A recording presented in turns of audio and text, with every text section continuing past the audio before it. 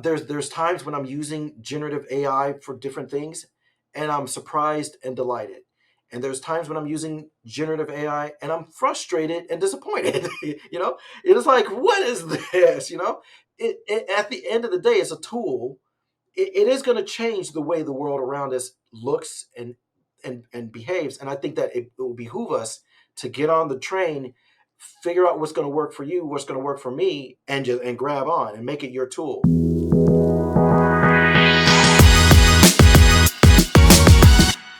Hello, everyone, and thank you again for joining us today. I am your host, David Block. Today, I am happy to welcome an award-winning animator and a creative consultant with over 2 decades of experience in the animation industry and also dealing with tech and the healthcare industries. That would be Law Jackson. Welcome to the show. Oh, man, it's my pleasure to be on. I'm so glad you can make it. Absolutely. I'm really looking forward to diving into your career and learning all about where you went with your work history. Absolutely. I'm happy to share. I mean, I feel like appropriate to go back to, our starting point. So you and I believe, connected at the healthcare marketing agency. Yeah, right? That's right. And it was funny because at that time, that was like the early 2000s. Right. Right. And, the internet was like, blowing up. And I remember that at that agency at the time, they went from 30% digital, 70% print in the time that we were there to 70% digital, 30% print. Oh, wow. Yeah. That was Ignite Health. I remember. So you actually started there. We'll definitely talk a little bit more about that. But you were there from 2003 for like 10 years, right? That was there for about 10 years. And then I freelanced for another 10 years with the people that I worked with there.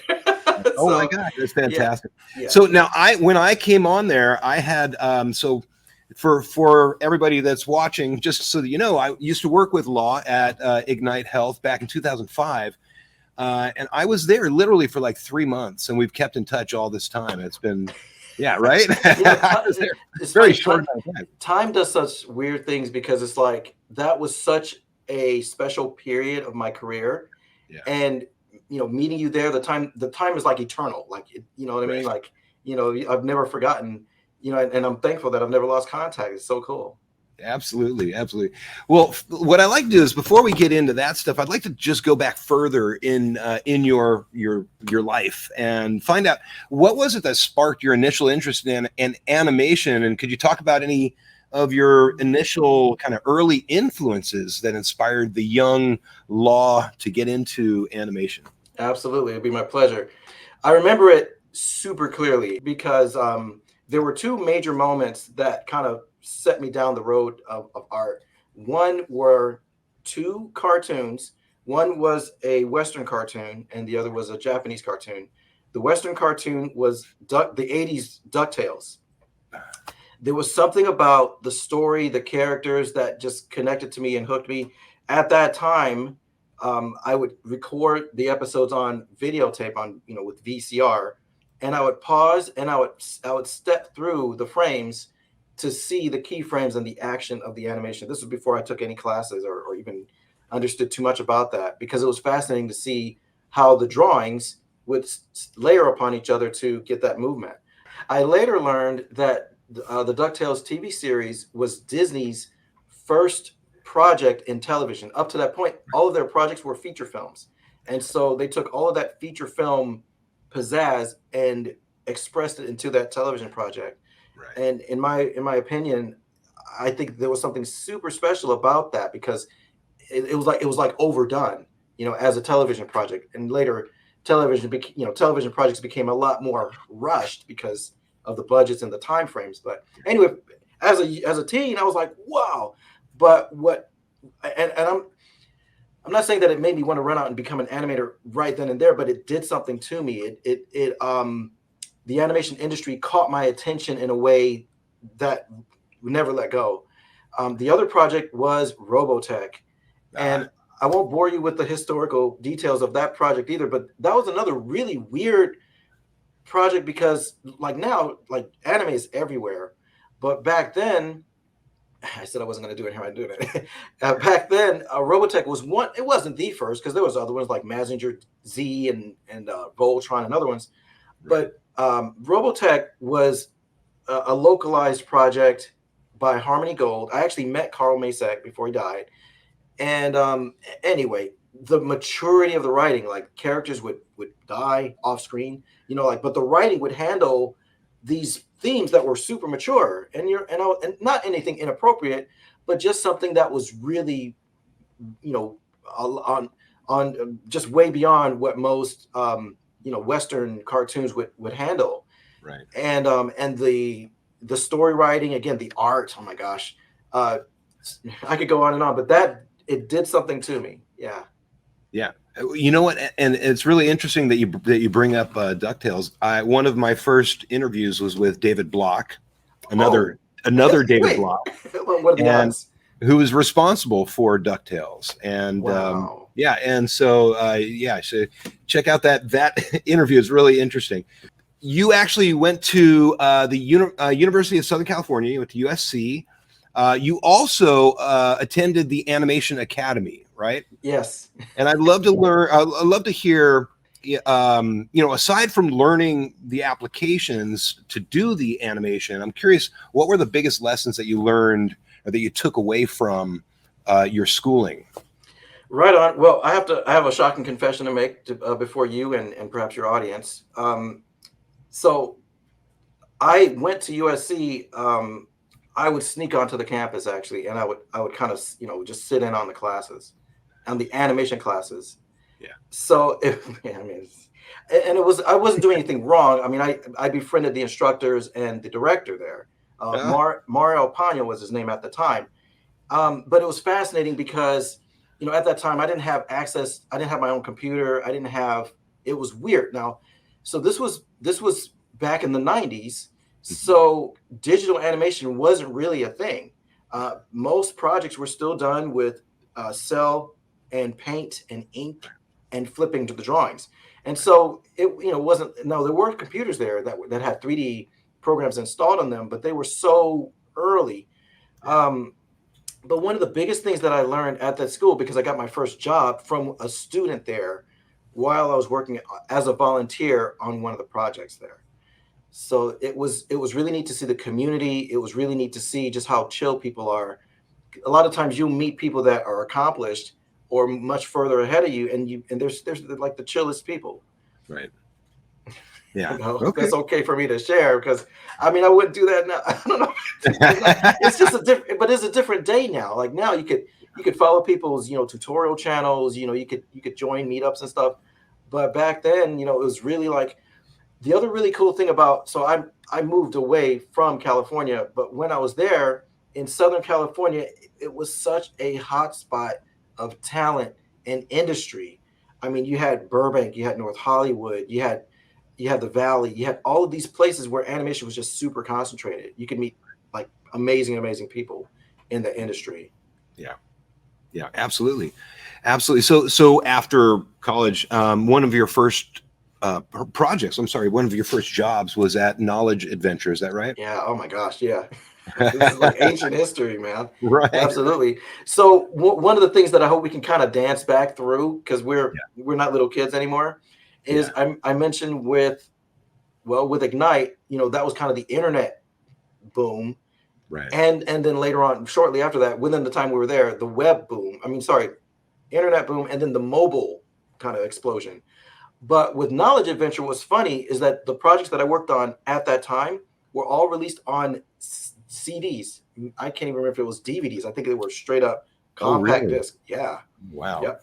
And so the project cycles involved actually going to press with whatever version, the last version of the game, and then getting those physical copies of those discs into stores, and then getting through that project cycle as we began another game.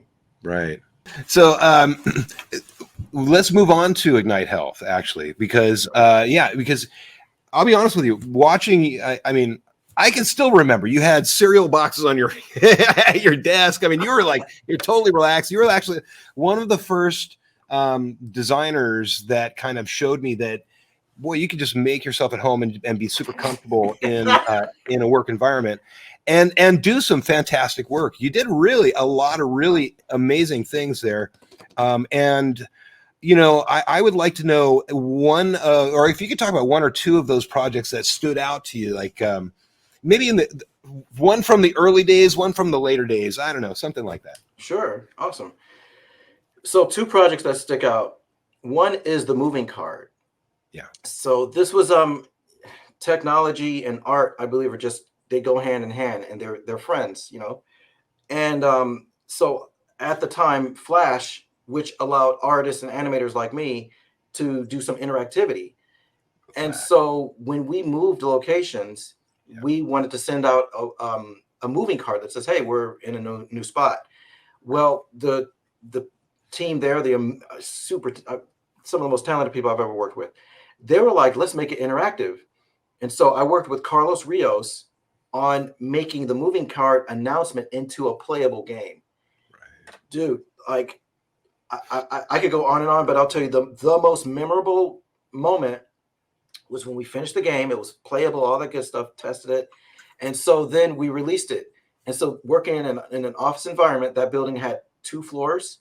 Yeah. When it went out, I would hear sessions of the game opening up and people playing them all over the building. It was so cool, man. I That mean, is awesome. yeah, like now, you know, you can see you know, your analytics on your YouTube videos or wherever you're uploading things. And that's pretty satisfying, but to actually hear the sessions and to hear the gasps and the laughter of people, like it's like the movie theater experience, but with an interactive project that you worked on. Yeah. Man, I mean, that was a big high point. But the next high point in my career took a turn while I was there, and that was learning how to go from storytelling with characters and action to storytelling with motion graphics, Mm. right? Because in healthcare, there's not always the occasion to use animated characters. Right. I mean, I think animated characters have the most, I would argue, the most potential for connection with that viewer. But there's a risk, right? The person on the other end of the screen may not like the art style. They may regard cartoons as for children or for a younger audience, not them. I think there's still a way to do it and pull them in, but you know, it's a lot more of an effort. Where if you're if you're constrained by time or budget, or you know, if you want to launch a more conservative presentation style, motion graphics is generally a great way to go. And so it was at Ignite that I really learned how to transfer my skills over into a more design, you know, motion design format, as opposed to insisting that things have a certain, you know, kind of a television or, you know, film look. I see. Excellent. Okay. And maybe we'll talk about one more project, then we can move on to Kinetic. I'd like to talk about Kinetic Text. Oh man. Well, live with it. Oh Let's yeah. talk about live with it. So live with it, and that was really funny because live with it was my first big project. And looking back, you know, it was like the length of the projects were about 5 minutes long, give or Yeah. take a few minutes. But we had a small team. We did most of the art ourselves. Like nowadays, when I'm working on a project, I'm like, okay, what can we hire? What can we outsource? What can we, you know, accommodate with stock or other things to kind of reduce the amount of burden that's actually on the team, and that also stretches your dollars out quite a lot. Right. Where back then, everything that needed to be created had to be done, you know, by some artist.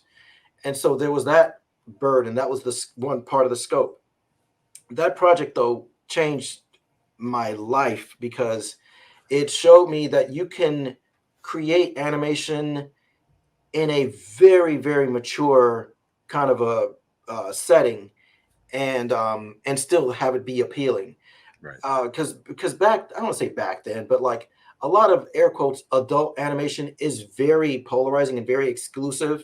Where like if it's you know, adult animation, you just it's not for everybody. It's kind of ironically, where we were doing something that Fabio called serious tunes or health tunes, and they had an edge to them, but it wasn't an edge with like a lot of adult humor. It was edge because it was going places that were emotionally very intense. Really cool stuff. So, like I said, there's a lot more I can say about that, but yeah, live with it. was awesome. I may have some things like shared on my profiles, but that was an Cool. awesome project. Yeah.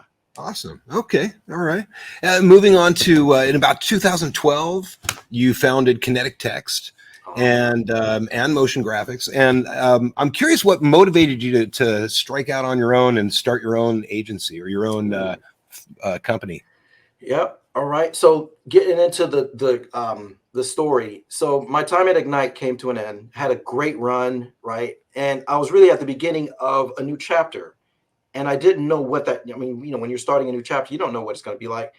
And I saw that freelancing and working on contracts, like kind of being my own boss, kind of a thing, like it was going to work. Like I saw that people wanted what I did, and I was still offering something super competitive.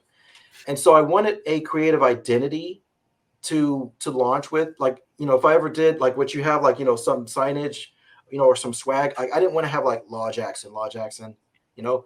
Um, it's not my style. So Mhm. I wanted a corporate identity. I had the short story is I worked on a few projects as a freelancer, and they all finished badly. It was a string of 3 or 4 projects, and I was feeling like, whoa, like what has happened to me? At that time, I had just set foot out of the corporate environment. I didn't have anybody to call me to wake me up if I was late to work. I didn't have any, right. I didn't have timesheets. I didn't have anybody to give me a scorecard to let me know how I was doing. And Right. I just drifted away from a real professionalism, where I learned quick that you can't do that. And so another project came into the shop, and I aced it. It was awesome. Like, yeah. And the interesting thing about that project was the budget was small. The only thing I had was a script. I had no design, no style, no storyboard, nothing. And so, because of the constraints of the project, I thought, I'm just going to do this with Kinetic type. And I was talking to a friend, and at lunch, and I was sharing those things with him, and I was like, yeah, the Kinetic text saved the day on that project because we had a short time, a small budget, and everybody was happy at the end.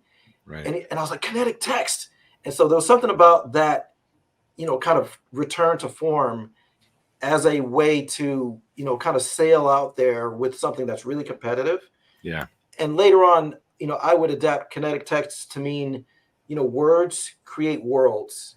And, the text, the script is such an important part of any project that Mhm. when it goes kinetic with, my involvement, that also kind of reinforces the idea behind kinetic text. So it kind of builds on itself. Another note about that. So I moved to Western Oregon some years after that, Mhm. and so I thought, let me try to create a new identity that is more like provincial to where I'm at. And I was talking to a business counselor about that. I was like, yeah, I want to launch this other identity and rebrand and stuff. He was like, don't do it. And I was like, but don't you think that this new brand will be a better fit for where I'm at? He says, don't do it. He says, you have invested so much into the Kinetic Text brand. It's a lot of work and a lot of money to start over again. Right. And later on, I realized that, like, yeah, since 2012, really about 2014 is when I think I registered it and stuff. Mhm. Um, it's amazing how even as a small brand, a challenger brand, a brand does become more and more important over time and more valuable over time. So Yeah. that's kind of the origins of that. Okay. Excellent. If you're enjoying this video, please take a moment to hit that like button, leave a comment below, and subscribe to the channel so you won't miss our future videos. Thank you. And now I'm looking through your portfolio, and you've got a wide variety of different types of projects and different styles, different distinct styles. I'm curious how you determine the animation style that you want to go with. And obviously it's dependent on the client's needs and what they want and all of the project goals and all of that. But is there a process that you determine how you go about let me say that again. Is there a process you use to determine the animation style? Yeah, absolutely. So, quick story, because this reminds me. So, back in my early freelance days, a project was trying to come into my world. It was awesome. Like, the team was like, hey, we have this need. Here's what we want to do. Are you the guy? I was like, yeah, let's do it. And at that time, in my early freelancing days, I was like, so do we have a storyboard? And the client was like, no, we don't. Can you do that? I was like, no, I don't do that. I'm an animator. Mhm. Well, guess what I learned? Guess what happened? The project didn't come in. They went to someone else to do it. Yeah. So later I learned that if a project is missing certain things, just go ahead and fill that in. The reason why I mentioned that story is because some projects do arrive with an art director, a copywriter, and a team of people that plug me in as a virtual team member into something that's kind of existing. And in a case like that, it's super cool to like work with a designer hand in hand to, carry the project to the next stage. I love it. Love it, love it, love it. Love working with existing designs. I've learned through missing out on some tasty meals that if I need to step in there, then there's a certain amount of like needs analysis that you do, kind of like remembering context, design theory, like, okay, what's the most appropriate way to get the point across, with the themes. And so I will like evaluate like the existing branding, take a look at the audience, who's being talked to. Is there an age factor here, or is it super generic? What's the tone of the subject matter? Is it appropriate to do something that's got a lot of squash and stretch, or does it need to be really conservative without too much of that, hyperactive energy, because it's just not appropriate. So those will be some of the questions that I'll either ask the client or evaluate as I go to put together a style. I see. Okay. Yeah. Interesting. And there were two of the motion graphics projects that jumped out at me, and they seem very different. Now, I looked into the Bible study project that you did, Okay. And the Pillbot project, and those very different. Like they're explainer videos, right? Essentially. Mm-hmm. Could you talk about the creative process and the differences between those two types of projects? Oh, I'd love to. And with respect to your audience, right? Motion design, graphic design, since doing a lot more design myself, I have such a deep respect for designers, because there's so much thought that needs to go into selecting all the details, the typeface, the colors, the shapes, So the Bible is very important to me. And one of the things that I wanted to do, the untold story, is I wanted to create like a super duper app that had like some really fresh UI. But in the absence of a developer who could help me pull that off, I decided to start with just like flashcards. Right. And so because, the Bible is a pretty intense document, I wanted to do something that was as fun as possible without going over a certain kind of line, but at the same time, something that was pretty academic and scholarly, right? Because once you get, any of these kind of older books, you do get to kind of a real scholastic, group of people that are kind of, responsible for it, different translations, all that stuff, and even the contents and the structure of the book. So as you could probably hear, like I'm an extreme overthinker. Like it's terrible. Like the way that thoughts will echo through my mind. So when I go to, analyze like a book as crunchy and as rich as the Bible, again, when I was coming out on the design side, I wanted to land on a design that was super accessible, but at the same time, acknowledge again the scholastic aspect of the Bible.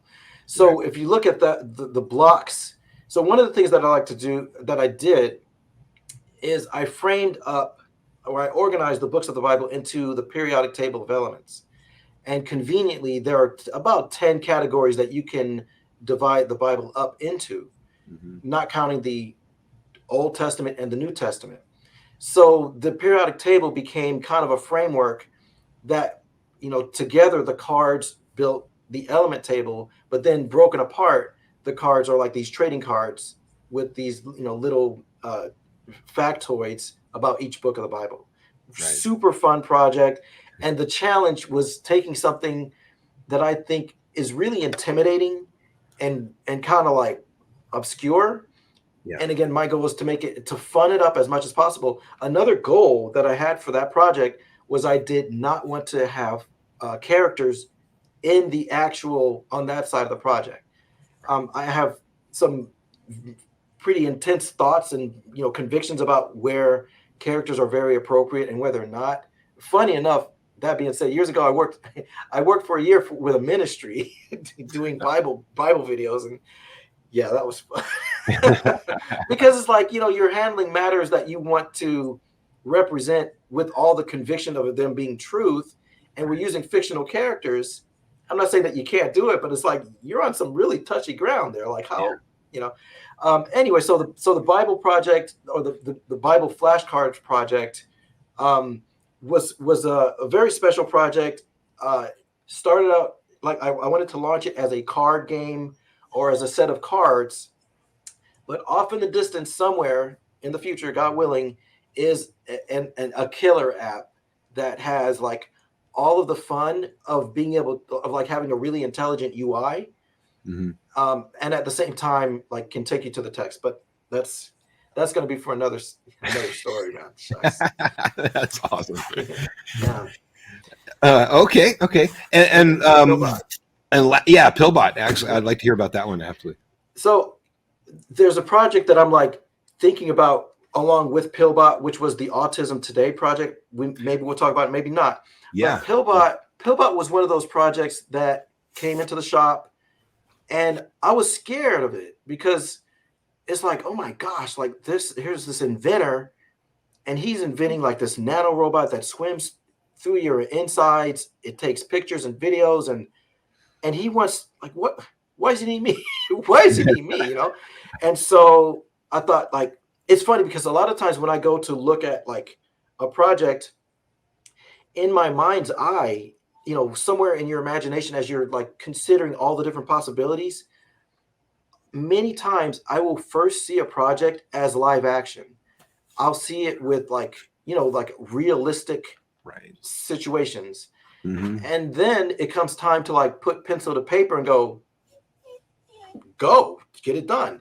Yeah. And it's at that time that I guess something else awakens in me and goes, okay, how can we tell this story with infographics, with that type of graphics? I mean, because sometimes like the style selection phase, like I'm like, cartoon characters is not going to work well for representing how this nanobot works inside of the human body.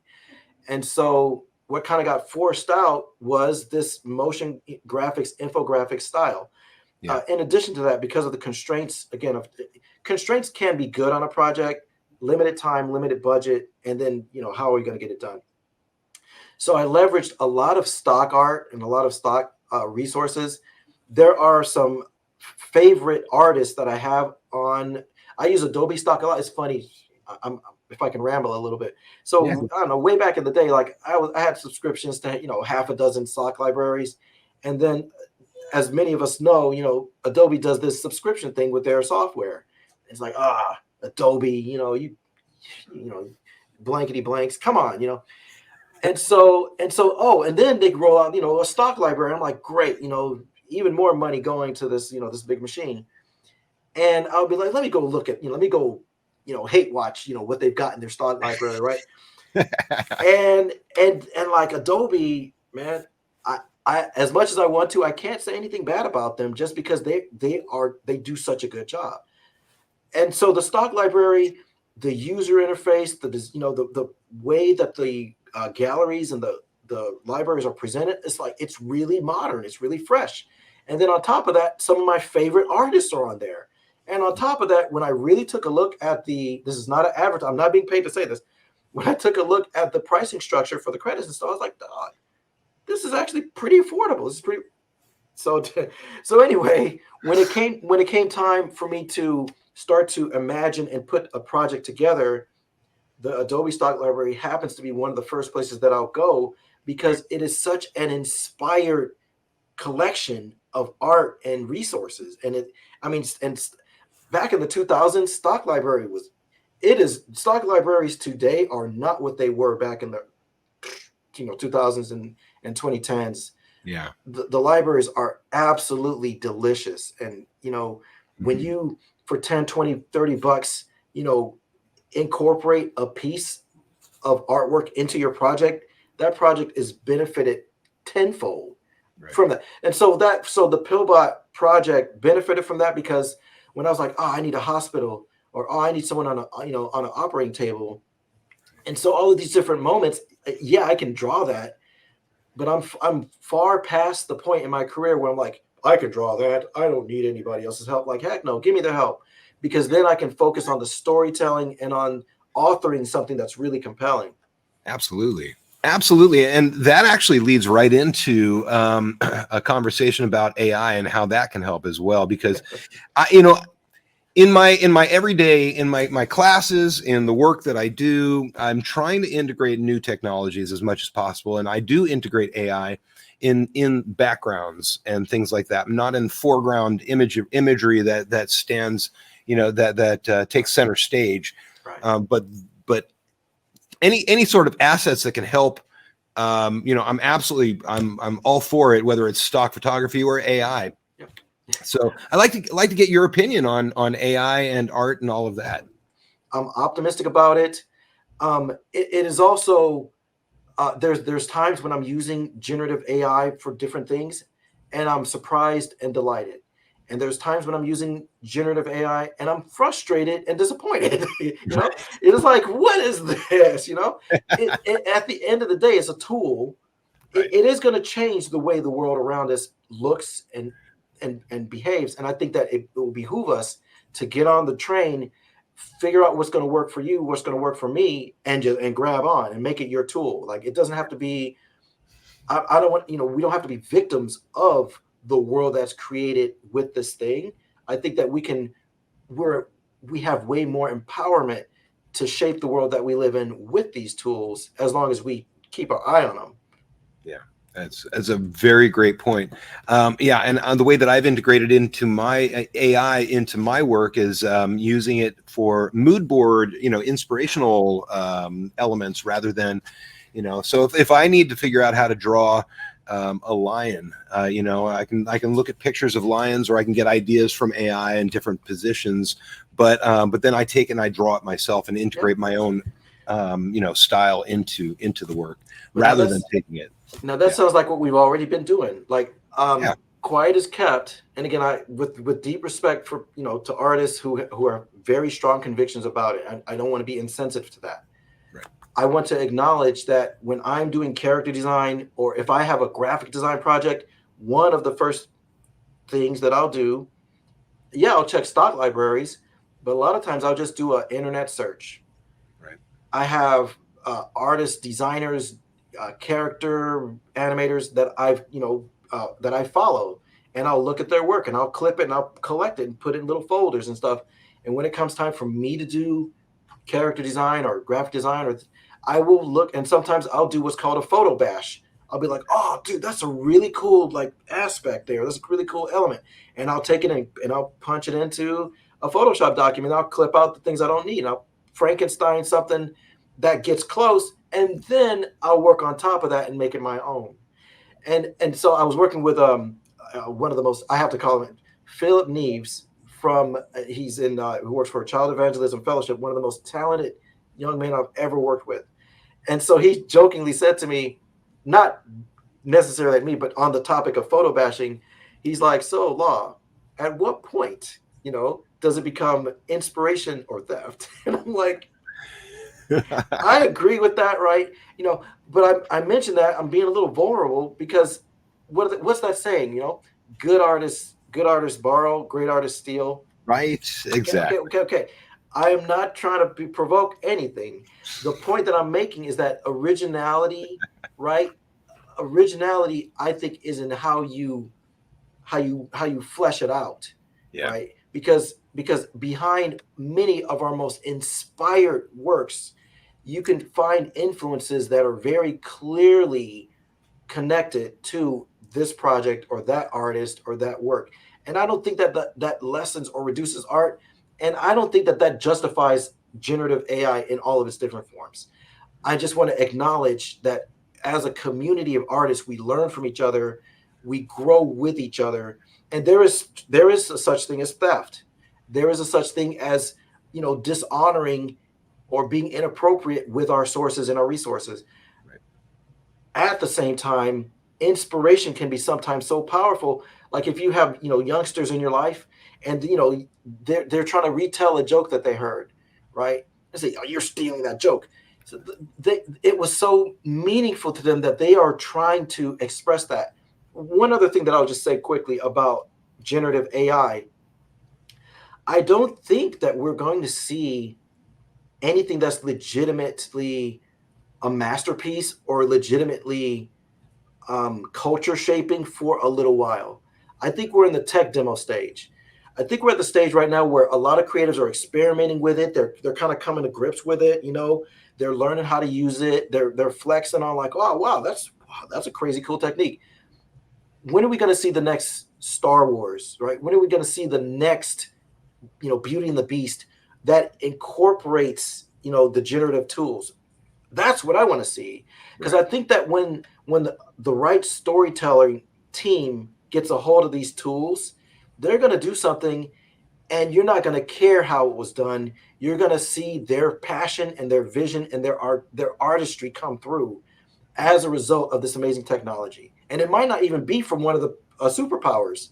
It might be out of one of the emerging countries, because that's how technology has empowered so much of the artists. But let me calm down. I'm getting too worked up here. That's great. That's great. Yeah, actually, you mentioned something that was very interesting about utilizing, getting inspiration. The way that I see it, and what I've learned from research and looking at other designers talking about it, especially there's a book called right here, "Steal Like an Artist" by Austin Kleon. I'm not sure if you're familiar with this one.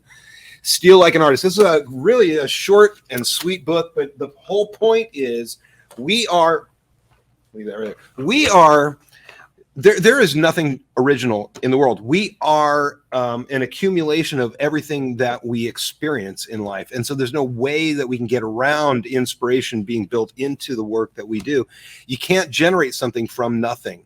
And that's one of the main gists of that book. So can I riff on that thought for just a minute? yeah, go for it. Absolutely. So this reminds me of like sometimes when you consume or you read or you watch entertainment or literature from emerging countries, I tend to find it, not always, but typically very unimpressive. I'm not trying to step on any toes, but let me explain what I mean. Go for it. When you have a culture that is really rich in literature, I feel like you work through a lot of the low-hanging fruit as far as themes and drama and writing, and you get more and more layers of sophistication with that writing or with that storytelling. And one of my favorite genres, if you look at anime, for example, anime in its portions and doses is so mature and so surprising and so interesting. And now you can say, oh, well, there's so much derivative stuff, there's so much pandering. Absolutely.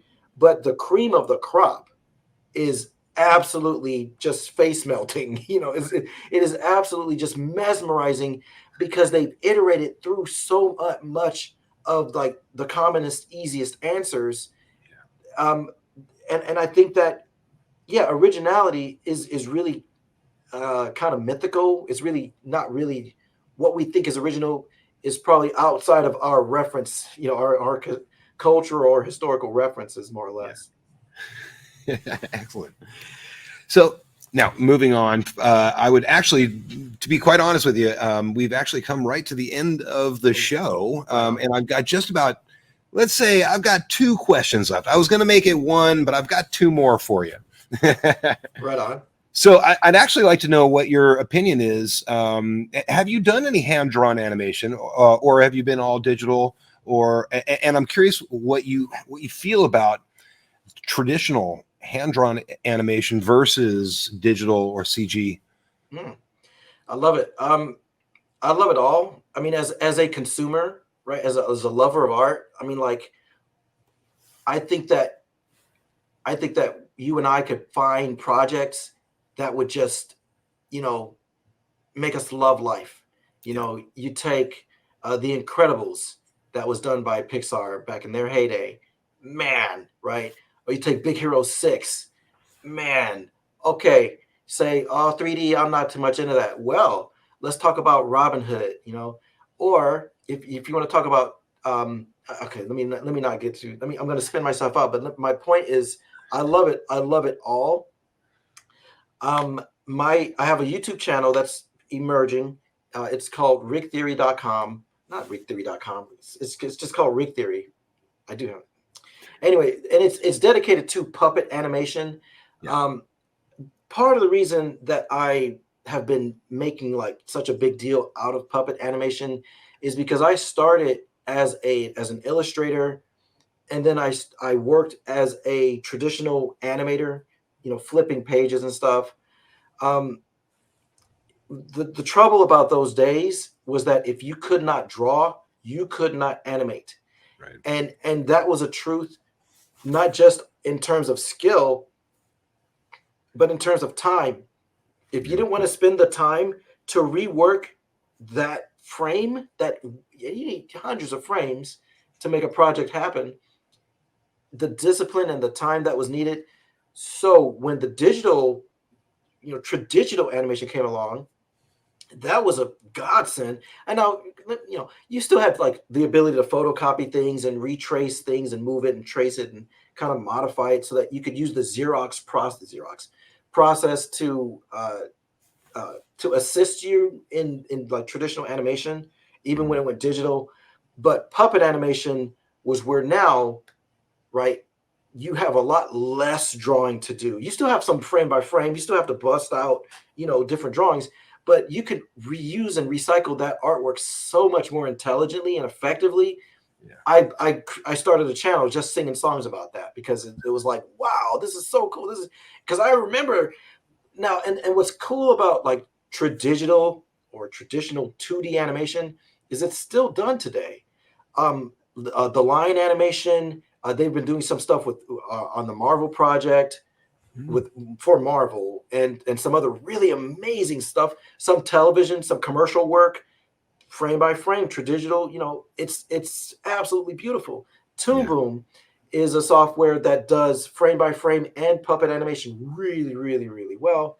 So Yeah. you still have like that frame by frame discipline and artistry. In the television industry, you still see a lot of that. I love it. I'm like I said, I'm literally, almost literally singing songs about puppet animation, but frame by frame 2D, whether it's from Japan or whether it's from Europe or whether it's from Spain, I mean it is mesmerizing. I mean, when you see it, when you have the right budget and the right team on the right project, it's like that stuff is like addictive because you can't pull your eyes away from it. Right. But the cost, the labor, you know, the context, what is this project for? Not a lot of us can afford to build teams and do that. So puppet animation comes in there and becomes and can become the next, you know, most feasible approach to production, you know, on an animated project. I see. Yeah, I used to be into stop motion a lot. In fact, back when I was about 12 or 13 years old, I remember drawing out little space, you know, like starfighters and drawing a line, and that would be my laser, and I can actually move it along. And you know, I had a VHS, what was it, a camera, a Panasonic, is about this big, and I have to press you know, record, pause, and that's how I do each frame. Yeah. Stop motion inspires me. You know, up the not too far from 2 hours north of here is Leica Studios, you know, who's done was it not For, I tried to remember some of their projects. I Kubo, can't remember any of them Kubo names and the now. two strings, right? Kubo, that was one of the most recent ones I watched. They You did, yeah. watch it and you're like, is this 3D? No, it's not 3D, because you can see all of the little realism, all the little things that tell you this is a real set, Yeah. and that's one of the things that's absolutely mesmerizing about the stop motion art, is that you see shadows and lighting and dust and backgrounds, like they're legitimate, they're not simulated. Not Right. no knock on CG, but you know what I mean. You can, something inside of us can often tell when we're looking at CG versus when we're looking at an actual set. Right. But anyway, that studio inspires me to no end, because it says the method that you use is completely irrelevant.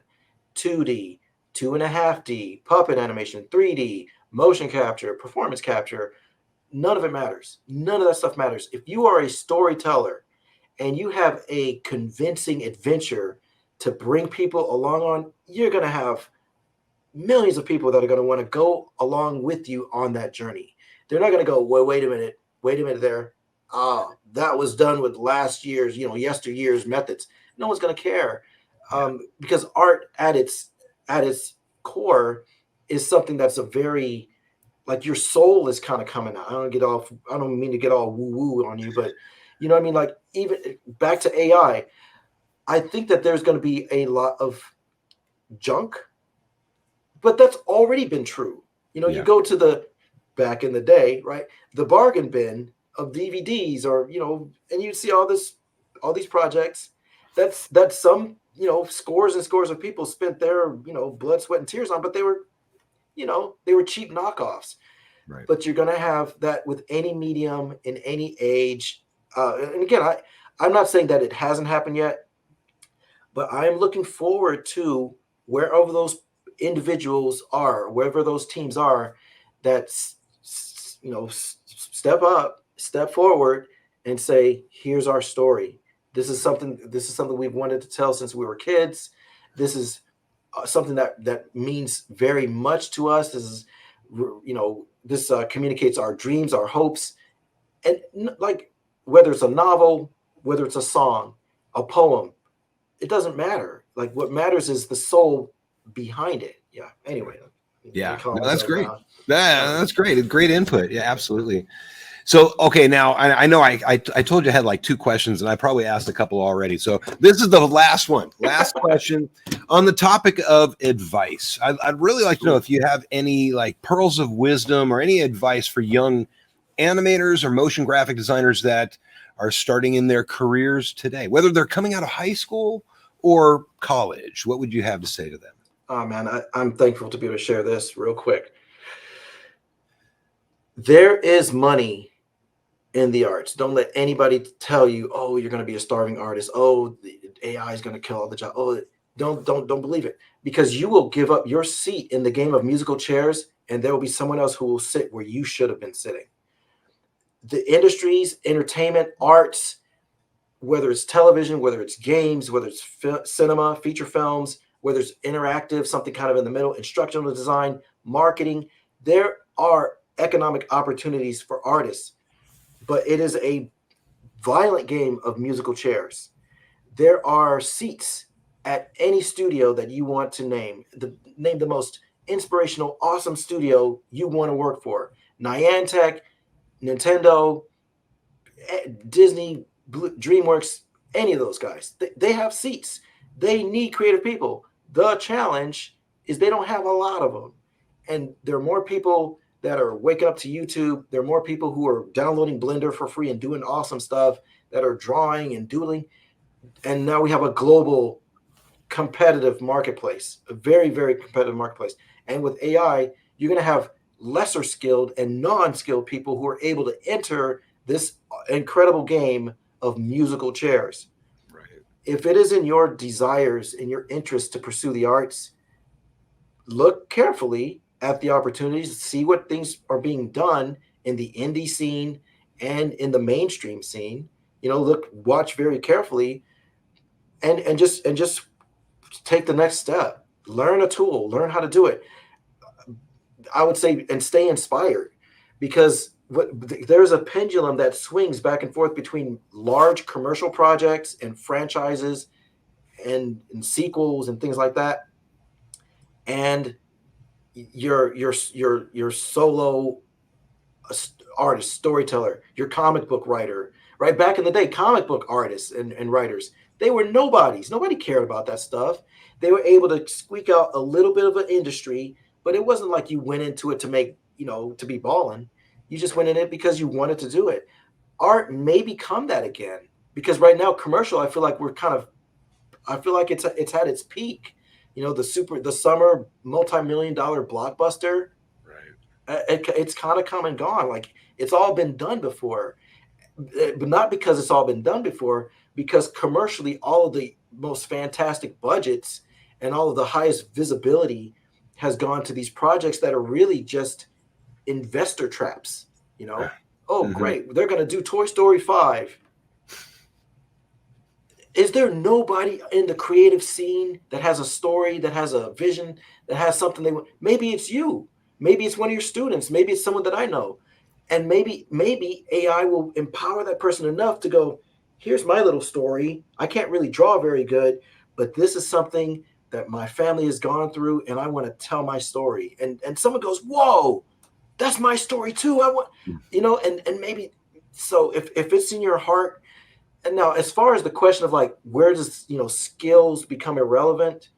I wouldn't worry about that. I mean, if I can, just one quick thing though, I feel like AI is going to do more than we want it to do. When I look at generative video, I go, that's pretty cool, but I don't want you to do that. I want you to stop here, and I want to do this part of the work, and then you can do the rest of it. And so, AI doesn't have to threaten me because it does what I do better than me. I'm in the control of the tool, and I can tell the tool when to, stop generating, Right. and then when to start, pick up from where I left off. And so I think for anybody who wants to go into it, I mean, art is its own reward.